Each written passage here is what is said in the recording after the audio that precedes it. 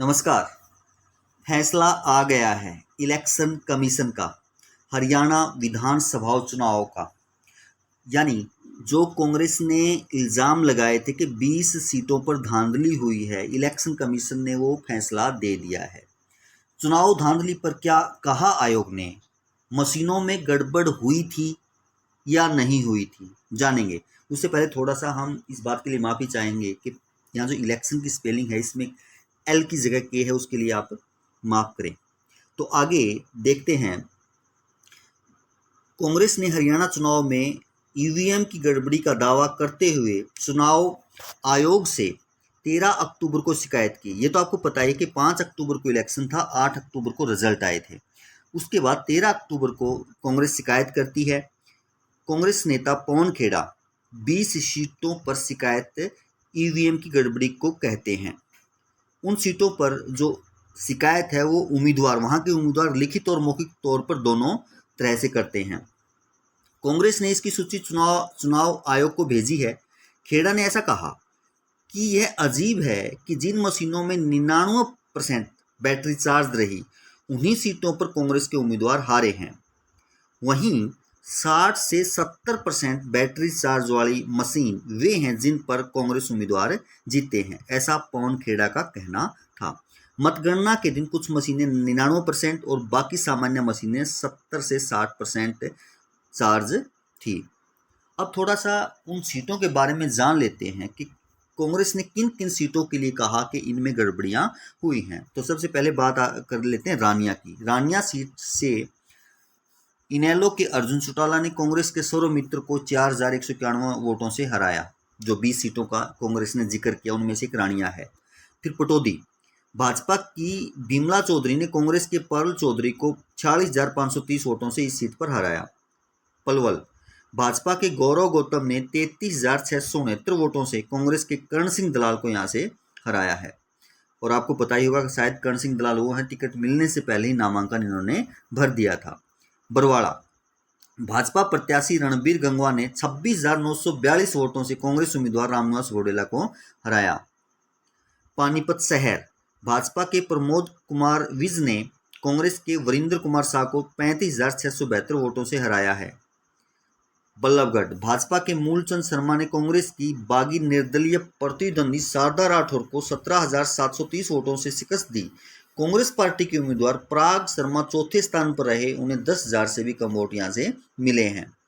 Faridabad NIT, Bhajpa candidate Satish Kumar ने कांग्रेस के नीरज शर्मा को 33,217 वोटों से इस सीट पर हराया। नारनौल, भाजपा प्रत्याशी ओम प्रकाश यादव ने 17,171 वोटों से कांग्रेस के राव नरेंद्र सिंह को इस सीट पर हराया है।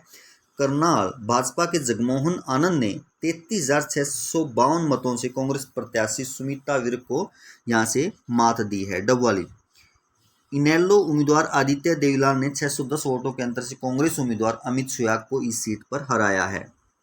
उचाना कला, भाजपा उम्मीदवार देवेंद्र अत्री ने 32 वोटों से कांग्रेस के ब्रजेंद्र सिंह को हराया है और ये वही सीट है जहां हार और जीत का अंतर सबसे कम है।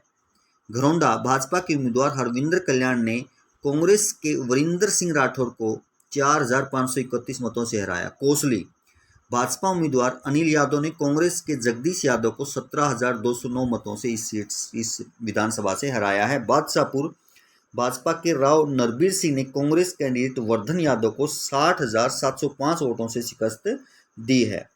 होडल, भाजपा उम्मीदवार हरिंदर सिंह ने निकटतम प्रतिद्वंदी कांग्रेस कैंडिडेट उदय भान को 2,595 वोटों से शिकस्त दी, मात दी।